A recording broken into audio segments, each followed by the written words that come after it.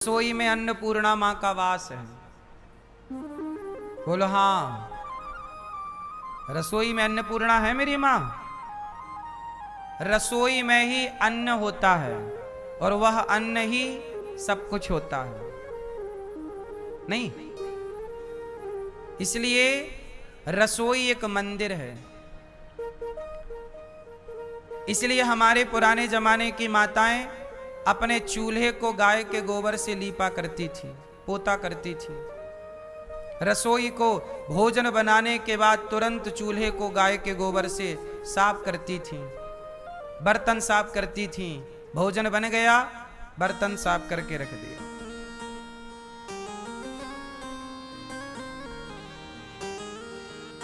साफ सफाई पूरी रहा करती थी रसोइयों में। हमारी माताएं भगवान की पूजा करके रसोई में प्रवेश किया करती थी। लोग भोजन करते समय पहले थाली को प्रणाम किया करते थे। थाली से कुछ दाने निकाल कर चिड़िया के लिए, गैया के लिए अलग रखा करते थे। ये सारी परंपराएं अब धीरे धीरे समाप्त हो गईं। आज के आधुनिक बच्चे कुछ भी नहीं जानते, ना कुछ करना चाहते। आज के लोग दूसरों की थाली की रोटी छीनना चाहते हैं, अपनी थाली से कुछ दाना निकालना नहीं चाहते। आज के लोगों को अन्न की कदर नहीं है। पहले के लोगों को रास्ते में दाने मिल जाते थे ना, गेहूं चने के, तो लोग उठा लेते थे कि दाना पड़ा है, पांव के नीचे ना आए। पहले लोग एक एक दाने की कीमत समझते थे। पहले लोग अन्न का बड़ा सम्मान करते थे। बोलो हाँ। लोग अपनी रसोइयों में किसी को घुसने नहीं देते थे, क्योंकि रसोई में सब लोग कैसे घुसेंगे। रसोई मंदिर है पवित्र। जितना पवित्र, कहते ना, जैसा खाओ अन्न वैसा रहे मन। आपके मन का निर्माण अन्न से होता है। यदि अन्न सात्विक है तो आपके मन में सात्विक विचार आएंगे। यदि आपका अन्न बिगड़ा तो मन में गलत विचार आएंगे। आज बलात्कार के विचार क्यों आ रहे हैं? आज लड़के, बहुत सारे लड़के, बहुत कुछ लड़के ऐसे हैं जो लड़कियों को गलत नजर से देखते हैं। केवल लड़के नहीं देखते, 40-40 साल के लोग भी लड़कियों को गलत नजर से देखते हैं कुछ लोग। और केवल 40 साल के नहीं, 60-60 साल के बूढ़े भी कुछ लोग ऐसे हैं जो लड़कियों को, बहन बेटियों को गलत तरीके से देखते हैं। आप लोग पुस्तक पढ़ते होंगे, हम लोग तो आंखें पढ़ लेते हैं, नजर पढ़ लेते हैं। आदमी को देख के जान जाते हैं कि ये देखना क्या चाहता है, इसकी नजरें कहां जा रही हैं। किताब बहुत पढ़ी होगी आप लोगों ने, हम लोगों ने नजरें पढ़ना सीखा है। ठीक है? इसलिए ये सब कुछ कैसे बिगड़ गया? जैसा खाए अन्न, तुमने गलत अन्न परोसना शुरू कर दिया। अब तुम्हारे घर में कोई भी तुम्हारी रसोई में घुसता है, जो घुस रहा है पता नहीं वो शुद्ध है कि अशुद्ध है, किस विचार वाला है। आप जो भोजन बना रहे हैं वो भोजन पवित्र होना चाहिए, ईमानदारी का होना चाहिए। भोजन बना के सबसे पहले भगवान को भोग लगाना चाहिए। भोग लगाने के बाद प्रसाद खाना चाहिए, ना कि खाना खाना चाहिए। जितना बनाओ, आप लोग क्या करते हैं?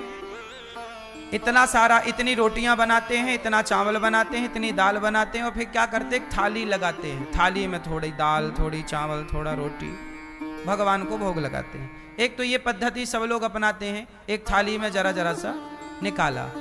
ये पद्धति करते हैं लोग, पर है गलत। सही प्रोसेस क्या है? घर में जितना भोजन बना है, जितनी दाल है सारी, जितना चावल है सारा, जितना रोटी है सारी, जितनी चटनी है सारी, जितनी खीर है सारी, बड़े बड़े बर्तन लाओ भगवान जी के भोग के लिए। सारा बर्तन में डालो और तुलसी पत्ता सारा में डालो, और एक बड़ी सी थाल में पूरा का पूरा जितना बनाए हो सब भगवान को पहले अर्पित करो। प्रभु आपका सबको, फिर वो पूरा का पूरा क्या बन जाएगा? फिर वो पूरा बना प्रसाद। और वैसे भी भगवान को ज्यादा खाने की आदत है, पता है आपको? आप लोग कितना काम करते हो जरा सा, तो आप लोग खुद 6-7 रोटियां खा जाते हो दिन भर में, नहीं? कितनी रोटी खाती हो मैया? 4 सवेरे, 4 शाम को, 6। और भात, इतना सारा भात, 1 टट्ठ। हाँ।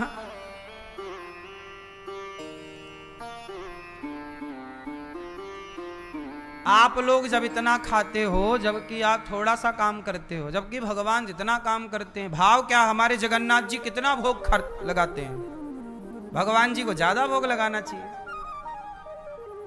भाव है भक्त कैसी बहाने सबका भोग भगवान को, जो प्रसाद बन जाता है उस भोजन का दोष समाप्त हो जाता है, क्योंकि अन्न में भी दोष होता है, नहीं होता? अन्न में भी दोष होता है। इसलिए पहले के लोग सबके हाथ का नहीं खाते थे, सबके हाथ का पानी नहीं पीते थे। हम जिसके हाथ का पानी पी रहे हैं, कहीं वो गौ हत्यारा तो नहीं है? अब जो गाय को मार रहा हो उसके हाथ का पानी पियोगे तो तुम्हारे भीतर भी ना हिंसा प्रवेश करेगी। इसलिए कहते हैं जैसा पिए पानी वैसी बोले, जैसी राख शुद्धि वैसी बने। इसलिए अपनी शुद्धि ठीक करो तो बुद्धि ठीक हो जाएगी, अन्न ठीक करो तो मन ठीक हो जाएगा, पानी ठीक करो तो वाणी ठीक हो जाएगी। आज आप लोगों की तीनों चीज दूषित हो चुकी है। रसोई आपकी ऐसी हो चुकी है कि रसोइयों में कुछ भी आप बना रहे हैं, कैसे भी हाल में आप जा रहे हैं, बिना नहाए आप घुस रहे हैं अपनी रसोइयों में, बिना नहाए आप घुस जाते हैं। कुछ महिलाएं तो बिना नहाए भोजन बना लेती हैं और भोजन बना के फिर नहाती हैं आराम से।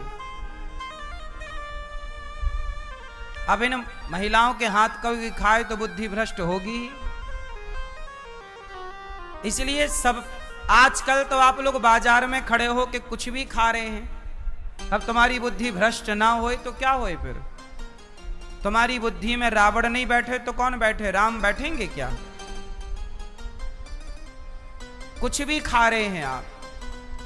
लघु शंका जाने के बाद क्या करते हैं आप लोग? लघु शंका जाने के बाद क्या करते हो? क्या करते हो? लोग कुछ भी नहीं करते, लघु शंका गए वापस आ गए, जबकि ये नियम गलत है। सही क्या है? लघु शंका जाओ तो 4 कुल्ला करना चाहिए, चाहे स्त्री हो या पुरुष। 4 कुल्ला करो, हाथ और पांव धुलो, हाथ और पांव धुलना चाहिए। धुलने का विधान तो योनि का भी है, इसलिए हाथ पांव धुलिए और 4 कुल्ला करिए, तब जाके आप लघु शंका के बाद शुद्ध होते हैं। शौच करने के बाद आप लोग क्या करते हैं? आजकल के आपके बच्चे शौच करने जाते हैं, शौच करके आ जाते हैं हाथ धुल के, और वही शौच के बाद पूरे घर में नाचते हैं। कितनी अशुद्धि है। शौच करने के बाद स्नान जरूर करना चाहिए, पूरा नहीं किया तो अर्ध स्नान करना चाहिए, आधा कपड़े गीले करने चाहिए, और इसके बाद ही आप शुद्ध होते हैं। जैसी राखो शुद्धि वैसी बने बुद्धि। इसलिए शौच करने के बाद नहाना ही है।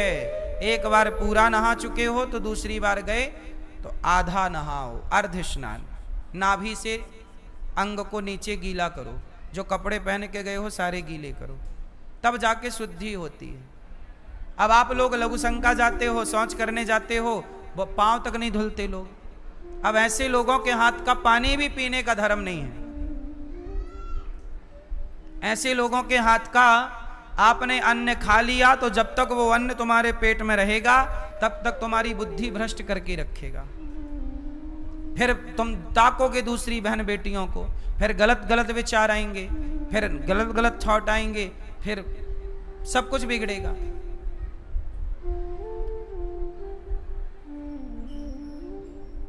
इसलिए कहता हूं ये सब मजाक नहीं है, ये सब रहन सहन की एक परंपरा रही है, जो परंपरा आज की आधुनिकता में प्रायः लुप्त हो गई, जिसे आज कोई स्वीकार करना नहीं चाहता। क्यों मैया?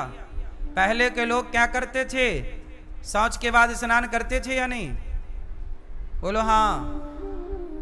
पहले के आपके नाना, आपके दादा, देखा होगा पहले के लोग लघु शंका करने जाते थे तो हाथ में पानी लेकर जाते थे। लघु शंका करने के बाद क्या लेके जाते थे? गिलास में पानी, क्योंकि पानी से वो कुल्ला भी करेंगे, उसी पानी से प्रक्षालन होगा। और वो बैठ के लघु शंका करते थे पहले के पुरुष, बैठ के। आज का आदमी तो खड़े होके ही वो कुत्तों की तरह लघु शंका करता है। तो कुत्ते में और तुम में अंतर ही क्या रहा? इसलिए आजकल के लोग प्रायः कुत्ते के स्वभाव के हो चुके हैं। आजकल लोगों का स्वभाव कैसा है? कुत्तों की तरह, दिन भर लड़ाई, कुत्तों की तरह दिल भर भौंकना। कुत्ता जैसे किसी भी कुत्ता देखना अपने प्रजाति के किसी भी मादा को देखता है तो पीछे पीछे घूमने लगता, कहीं कहीं कहीं कहीं करते हुए। ऐसे आजकल के लोग हैं कुत्तों की तरह, किसी भी बहन बेटी को देखे तो उसी को ताकते रहते हैं। ये सारे संस्कार जो बने हैं ये गलत रहन सहन, गलत खान पान से बने हैं। यदि आप इन्हें ठीक कर लो तो सब बेहतर अभी भी हो सकता है। सुखदेव जी कहते हैं ज्यादा हाय हाय नहीं करना चाहिए, पैसा कमाना चाहिए साहब। कितना पैसा कमाना चाहिए? कितना पैसा कमाना चाहिए जीवन में? आप बताओ कितना पैसा कमाएं? बताओ खुश रहने के लिए क्या चाहिए? सब लोग बताओ। सवाल है आप लोगों से, मैया ओ पीली मैया, जा रही हो मेरी माँ? नहाने का बोल दिया तो बुराई लग गई क्या मेरी माँ? नहीं।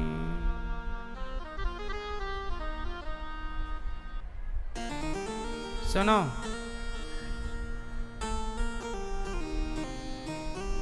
कितना पैसा कमाना चाहिए जीवन में?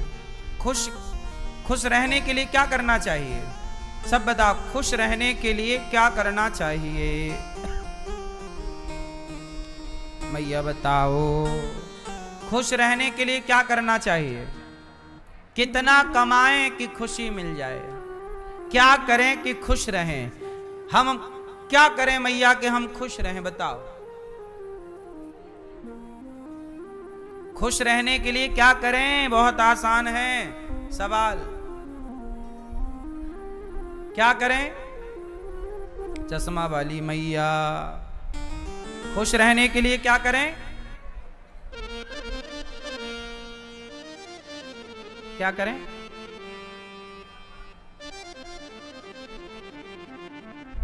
दो रोटी खाएं और 4 खाना हो तो ना खाएं।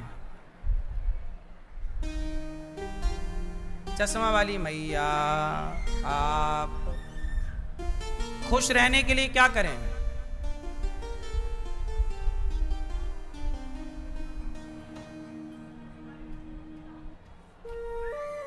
हैं?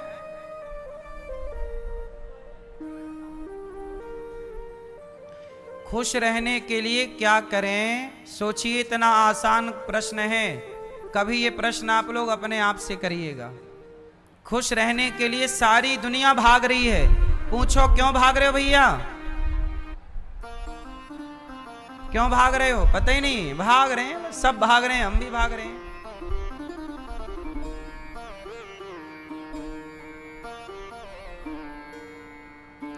सबको भागना है। क्यों भागना है? पता नहीं। खुश रहने के लिए क्या चाहिए? पता नहीं।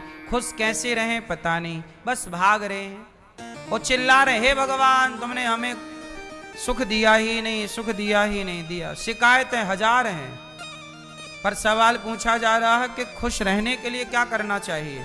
तो सुनो क्या करना चाहिए। यदि आप खुश रहना चाहते हैं तो बस एक काम करना, जितना ईश्वर ने दिया है उतने में संतोष रखना, संतुष्ट रहना। जो संतुष्ट है वही सुखी है, वही खुश है। जो संतुष्ट नहीं है वो कदापि खुश रहने का मूल मंत्र है मेरी माता। खुश रहना हो तो संतोष, जो दिया है विधाता ने बहुत। बोलो हाँ। आजकल लोग परेशान क्यों हैं? जितना मिला है उतने से वो खुश नहीं है और चाहते हैं, और कैसे मिलेगा। किसी को कौड़ी कम नहीं देता, किसी को दमड़ी ज्यादा, समझदार तो चुप रह जाता, मूर्ख शोर मचाता, मेरे मालिक की दुकान में सब लोगों का खाता।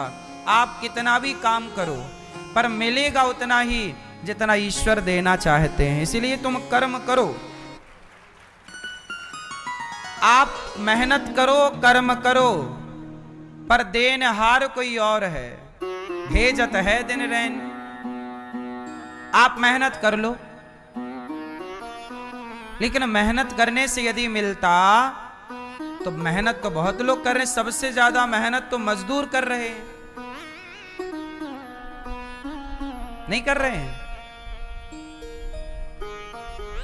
आपके घर में जो काम वाली बाई है वो आपसे कितनी ज्यादा मेहनत करती है, आपसे कितना अधिक काम करती है, लेकिन वो आपसे कितनी गरीब है। यदि मेहनत से ही कोई धनवान होता तो मेहनत करने वाले सारे मजदूर धनवान हो चुके होते, क्योंकि मेहनत और काम तो वही ज्यादा करते हैं। इसका मतलब है भगवान कहते हैं तू अपना कर्म करता चल, कर्मण्येवाधिकारस्ते मां फलेषु कदाचन। तू कर्म कर, कर्म पर तेरा अधिकार है। तू फैक्ट्री डाल सकता है, उस फैक्ट्री का मुनाफा कितना होगा ये तू तय नहीं करेगा, ये ईश्वर तय करेंगे तुझे कितना देना है। किसान खेत में बीज बो सकता है, पानी डाल सकता है फसल में, खाद पदार्थ डाल सकता है फसल में, पर फसल कितनी आएगी ये किसान तय नहीं करता, ये ईश्वर तय करते हैं। बोलो हाँ। एक ही गेहूं की फसल सारे किसान बोते हैं, पर किसी के घर 20 कुंटल गेहूं आता है तो किसी के घर 1 एकड़ में 10 कुंटल आता है, किसी के घर 15 कुंटल आता है। क्यों? एक सी ही गेहूं एक से ही खेत में बोई गई, पर बगल वाले के खेत में ज्यादा हुई और इस तरफ वाले खेत में थोड़ा कम पकी। ऐसा होता है कि नहीं? जब एक सा पानी दिया गया, एक सी खाद दी गई, एक सी माटी है, एक सा उसमें जलवायु दी गई, तो क्यों फिर उपज में अंतर आया? क्योंकि राम झरोखा बैठ के सबका मुजरा लें और जाकी जैसी चाकरी ताको तैसो दें। भगवान सब देख रहे हैं किसकी मेहनत कैसी कितनी है, जिसका जैसा भाग्य है, जिसका जैसा कर्म था, कर्म है, उस कर्मों के आधार पर भगवान सब डिसाइड करते हैं किसे कितना देना है। जो कर्म आपके थे, जो पिछला था और जो वर्तमान में है, ये दोनों को मैच किया जाता है और फिर तय किया जाता है कि कितना दिया जाए। 1 रुपया ज्यादा ना मिलेगा आपको और 1 रुपया कम ना मिलेगा। याद रखिएगा, मेरे भाग्य का कोई चुरा नहीं सकता, मेरे भाग्य का कोई ले नहीं सकता, और मेरे भाग्य से ज्यादा मैं पा नहीं सकता। जो मैं पा रहा हूं ये मेरे भाग्य का है। आप लाख कोशिश कर लो, मेरे भाग्य का मुझे मिल के रहेगा। आजकल लोग, पड़ोसियों की लोग क्या टांग पकड़ के खींचते रहते हैं। तुम्हारे पांव पकड़ने से कुछ ना होगा साहब। जिसके भाग्य में जितना है उसे उतना मिलके रहेगा। बोलो हाँ। जिसके भाग्य में जितना है उसे उतना मिलके रहेगा। भाग्य का कोई ले नहीं सकता, भाग्य का कोई ले नहीं सकता।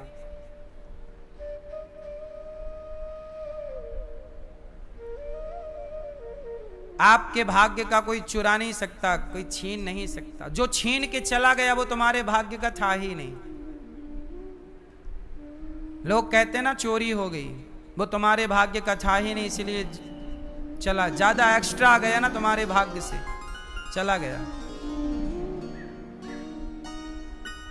तुम ले ही उतना जाओगे जितना होगा।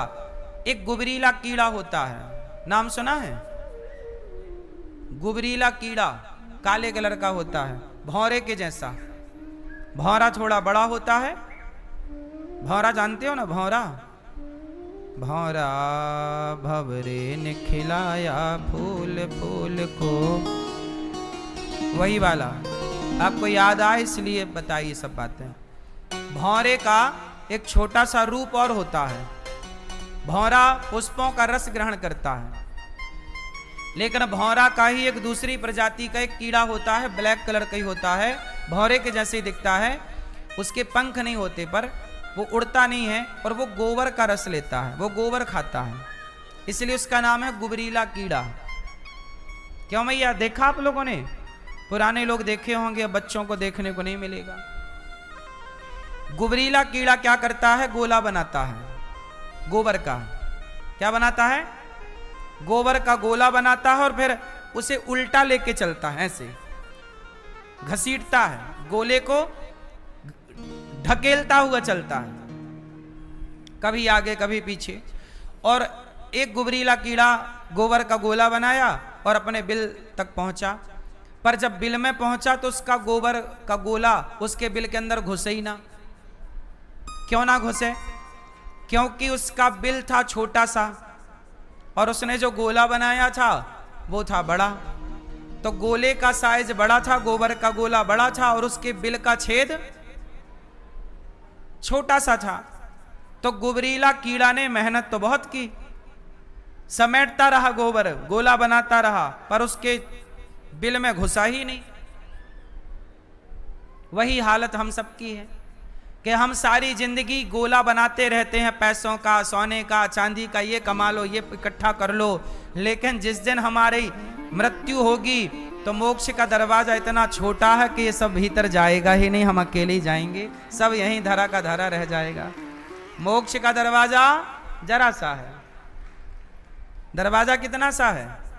छोटा सा, और हम लोग इकट्ठा करते हैं इतना सारा, और सब यहीं का धरा छोड़ छोड़ के हम चले जाते हैं। और जब तक जिंदा थे तो प्रेम से कभी भगवान का भजन नहीं किया, शांति से कभी परमात्मा की तरफ देखा नहीं, हाय हाय करते करते मर गए। जिसके लिए मर गए वो सब धरा के धरा रह गया। तो फिर फायदा क्या? खुशी कहां मिलती है? जितना है काम करना चाहिए साहब, काम करो, पैसे कमाओ, पर परेशान होके नहीं कमाना चाहिए।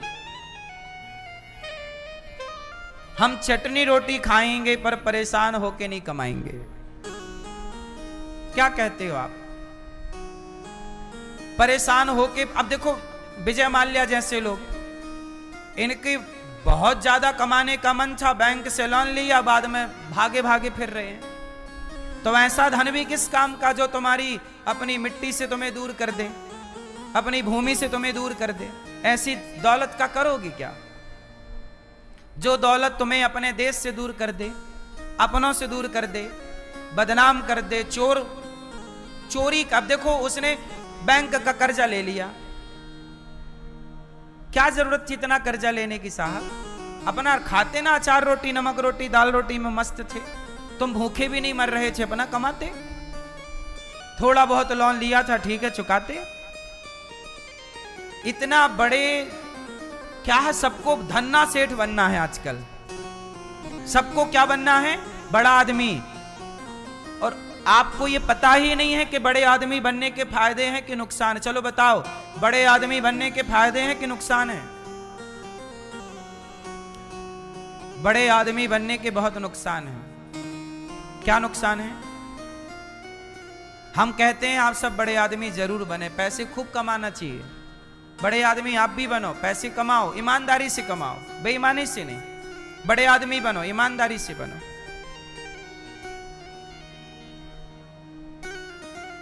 बेईमानी करके अब आप बैंक से कर्जा लिया, चुकाए ही नहीं, ये कौन सी समझदारी है? आपने किसी से पैसे उधार लिए, आपने दिए ही नहीं, ये कौन सी समझदारी है? आपने किसी का मर्डर करा दिया, 10 लाख रुपए ले लिए, आपने मर्डर कराने का धंधा शुरू कर दिया, इससे पैसे कमा, ये कौन सी समझदारी है? पैसे कमाना जरूरी है, जितना ईश्वर दे रहे हैं उसे पर्याप्त मानो, जो प्राप्त है वो पर्याप्त है। चलो बताओ, सबसे बड़ी दौलत क्या है? सबसे बड़ा धन क्या है? मैया बताओ, सबसे बड़ा धन क्या है? कौन सा धन? कौन सा धन? सबसे बड़ा धन है संतोष। ठीक है, ये तो बात कर ली ना हमने, संतोष होना चाहिए। अब हम थोड़ा से आगे बढ़ना चाह रहे हैं। बताओ, सबसे बड़ा धन क्या, सबसे बड़ा सुख क्या है? सबसे बड़ा सुख क्या है? जानती हो? आत्मा का सुख। मैया, आत्मा का सुख। चलो बताओ, सबसे बड़ा सुख क्या है? बोलो। सबसे बड़ा सुख है निरोगी काया। बोलो हाँ कि ना? सबसे बड़ा सुख कौन सा? जोर से मैया, सबसे बड़ा सुख कौन सा? निरोगी, निरोगी, निरोगी शरीर। आप यदि रोगी हैं तो आप करोड़पति हैं, कोई मतलब नहीं। आप जिस दिन रोगी हो जाओगे तो डॉक्टर से कहोगे, डॉक्टर साहब हमारी पूरी संपत्ति ले लो पर हमें इस रोग से मुक्त कर दो। जो दौलत आप कमाए हो वो एक चुटकी में आप देना चाहोगे, मतलब उस दौलत की कोई कीमत नहीं है आपके स्वास्थ्य के आगे। बोलो हाँ। इसलिए आप यदि स्वस्थ हैं तो ईश्वर का दिन रात धन्यवाद दो कि प्रभु आपका थैंक यू, धन्यवाद। इसलिए सबसे बड़ा शरीर का सुख है। योग किया करो तो निरोग रहा करोगे, योग करोगे तो निरोग रहोगे, पहला। दूसरा, जब शरीर अच्छा होगा तो दाल रोटी कमा ही लोगे, तो ईमानदारी से कमाओ, पेट भरो। क्योंकि कितना भी पैसे के पीछे भाग लो, वो पैसा आपको सुख देता तो रावण सुखी हो जाता ना साहब, उसकी तो लंका सोने की थी। पैसों में सुख होता तो बड़े बड़े पैसे वाले सुखी होते, पर बड़े बड़े पैसे वाले परेशान हैं। इसका मतलब यह हुआ कि पैसा सुख नहीं देता।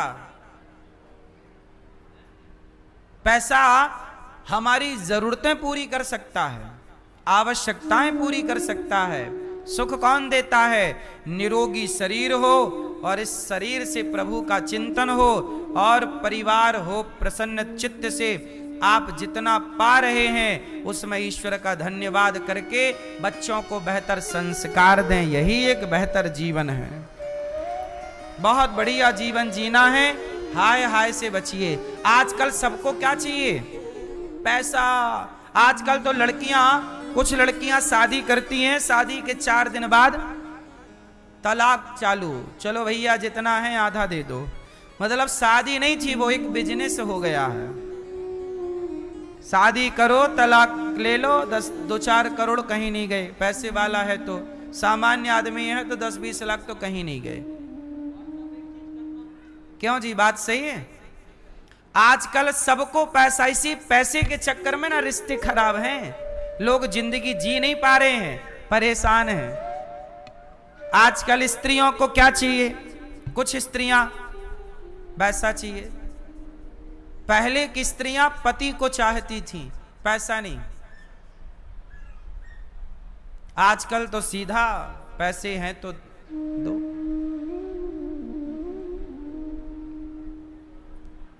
आजकल तो छोरा की शादी करना मैया, पहले तो दहेज मिलता था, अब तो कई गुना देने की पहले व्यवस्था रख लेना, फिर शादी वादी करना। क्योंकि आजकल बाजार में ऐसी ही कुछ लड़कियां हैं। अच्छी लड़कियां माँ बाप तैयार ही नहीं कर रहे हैं। माँ बाप संस्कार नहीं दे रहे हैं। आजकल लड़कियों को संस्कार माँ बाप दे ही नहीं रहे हैं। दे रहे हैं? संस्कार देते तो बेटियां थोड़ी अपने पति का मर्डर करती। आपकी बेटी है तो उसे बेहतर संस्कार देना नहीं, वो भी अपने पति को ड्रम में पैक करेगी।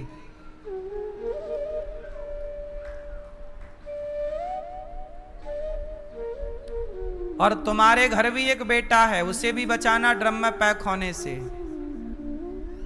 क्योंकि आपकी बेटी किसी और के घर जाएगी और किसी और की बेटी आपके घर में आएगी। कुल मिला के खेल बेटियों का है। बेटियों को संस्कार माँ बाप ने देने शुरू कर दिए तो बहुएं अपने आप अच्छी हो जाएंगी। बहुएं गलत इसलिए हो रही हैं कुछ, क्योंकि बेटियों को माँ बाप संस्कार बेहतर नहीं देना चाहते।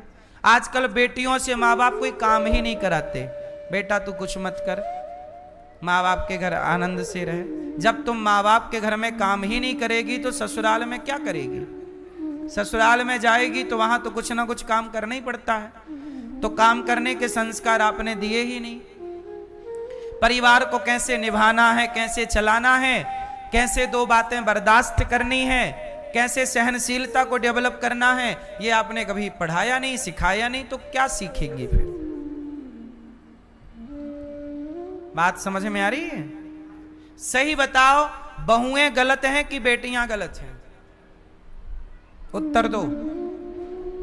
हैं? हैं? एक ही बात नहीं है मेरी मां, बच रही हो तुम।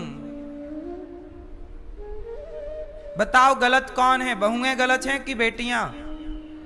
बोलो बोलो। क्योंकि बहू बाद में है, वो बहू पहले क्या है? बेटी है। तो बेटी के संस्कार ही बहू के संस्कार कहलाते हैं। तो बहू के संस्कार खराब हैं, मतलब बेटी के ही संस्कार बुरे थे। और बेटी के संस्कार बुरे हैं, मतलब बेटी के माँ बाप के संस्कार बुरे हैं। माँ बाप की परवरिश में कमी रह गई। आप कितने लोगों को अच्छी बहू चाहिए? बोलो। ड्रम वाली चाहिए कि हनीमून वाली चाहिए, खून कर दे हनीमून के बहाने?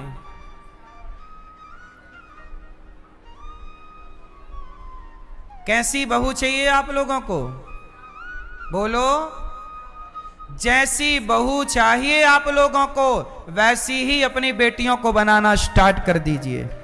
जब आप अपनी बेटियों को बेहतर बनाना शुरू कर देंगे, जैसी बहू चाहिए वैसी बेटी बनाओ, अपने आप बहू अच्छी हो जाएगी। अब आप लोग बहू तो अच्छी चाहते हैं सारे, पर बेटियों को बेहतर नहीं बनाते।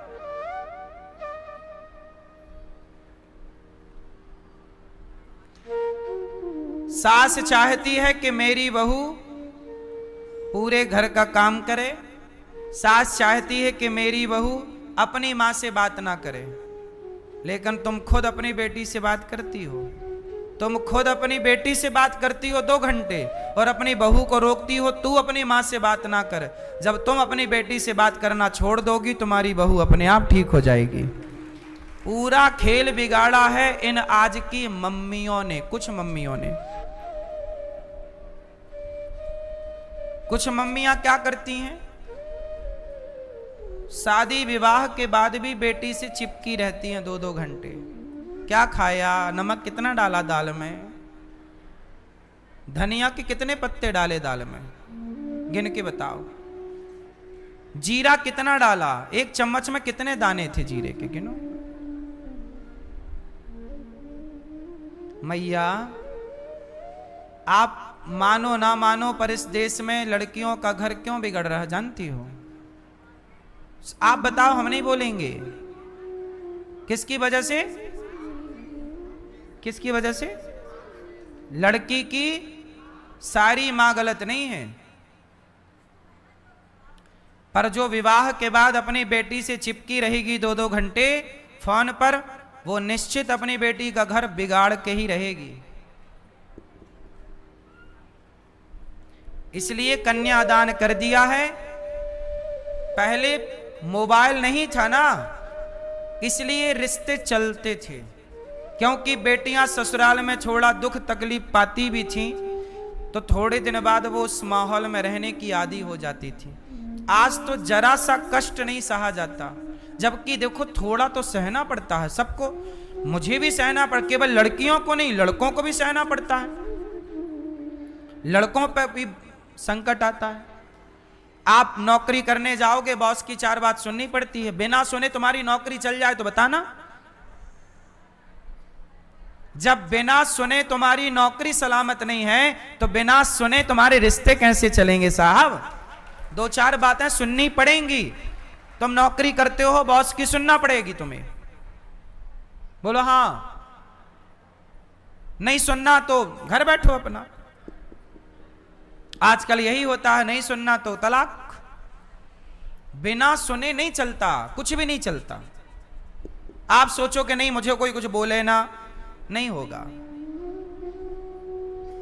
ये संसार है, यहां सब तरह के लोग मिलेंगे आपको। अच्छे मिलेंगे, बुरे मिलेंगे, हंसने वाले मिलेंगे, रोने वाले मिलेंगे, हंसाने वाले मिलेंगे, रुलाने वाले मिलेंगे। इन सब खिचड़ी के बीच में आपको रहना पड़ना। इसी में रह करके कमल पानी में रहकर, कीचड़ में रहकर खिला हुआ है, समाज को मैसेज देता है कि हर परिस्थिति में रहो पर खिले रहो, प्रसन्न रहो। यही जीवन का सार है। हर परिस्थितियों में रहना सिखाओ अपनी बेटियों को। माता सीता राजा की बेटी थी और एक राजा की पत्नी थी। महलों में रहने वाली सीता मां को किसने सोचा था कि जंगल में लकड़ियां काट के गुजारा करना पड़ेगा? पर समय आया ना, और उस समय में सीता मैया ने वो समय को सहा। बेटियां, पता नहीं मेरा समय कब कैसा आके खड़ा हो जाए। सारे दिन एक से नहीं होते मेरी मां। कभी हम महलों में रहते हैं तो कभी झोपड़ी में, कभी पलंग में सोते हैं तो कभी जमीन में सोना पड़ता है, कभी जूता पहन के दौड़ लगानी पड़ती है तो नंगे पांव भी दौड़ना पड़ता है। समय कल कौन सा आके खड़ा हो जाए ये तो आप भी नहीं जानते ना, मैं भी नहीं जानता। हर समय हर परिस्थिति के लिए क्या आपका बेटा, क्या आपकी बेटियां तैयार हैं? आपके बेटा और बेटियां तैयार नहीं हो हैं हर परिस्थिति के लिए। इसलिए आज के लड़का लड़की आत्महत्या कर लेते हैं, फांसी लगा लेते हैं, जहर खा लेते हैं। 12वीं में जरा नंबर कम आ गए, आत्महत्या कर ली। बोलो हां। 10वीं में जरा नंबर कम आ गए, आत्महत्या कर ली। 1 नंबर से रह गए, आत्महत्या। आज भारत में आत्महत्या की दर ज्यादा है, पता है आपको? लड़के लड़कियां आत्महत्या कर रहे हैं। बोलो हां। ये बात सही है कि गलत है? क्यों? किसकी गलती से बच्चे आत्महत्या कर रहे हैं? मां बाप की गलती से। क्या गलती मां बाप की? आपने अपनी बेटी को हर परिस्थिति में रहना क्यों नहीं सिखाया? चल बेटा 2 नंबर कमाए, कोई बात नहीं, फिर स्ट्रगल करो, फिर मेहनत करो। आपने एक गलती क्या कर दी बच्चों के सामने? नहीं, तुम्हें तो ऐसा करना ही पड़ेगा, ऐसा पढ़ना ही पड़ेगा, इतने नंबर लाने ही पड़ेंगे। तुम्हारा बच्चा है कि वो गधा है जो तुमने बोझा रख दिया बस चलो? बच्चों को बच्चों की तरह से रखो, इतना लोड ना दो। इतना जितना बर्दाश्त कर लें, झेल लें, उतना ही ना वजन रखोगे। बच्चों को डांट चाहिए तो प्यार भी चाहिए। यदि संडे की छुट्टी में पिक्चर देखने गए हो